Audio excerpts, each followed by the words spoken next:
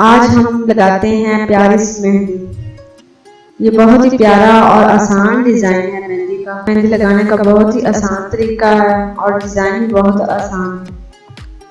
तो नाज़रीन, हम शुरू करते हैं मेहंदी लगाना। लेकिन उससे पहले मेरी आपसे गुजारिश है कि अगर आपने मेरा चैनल सब्सक्राइब नहीं किया, मेरा चैनल सब्सक्राइब कर दें।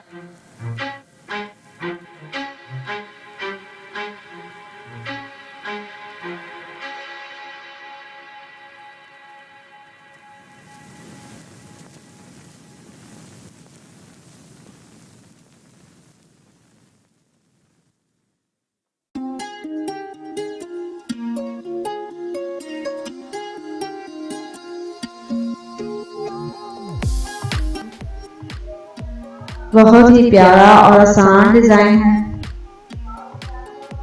और लगाना बहुत ही आसान है।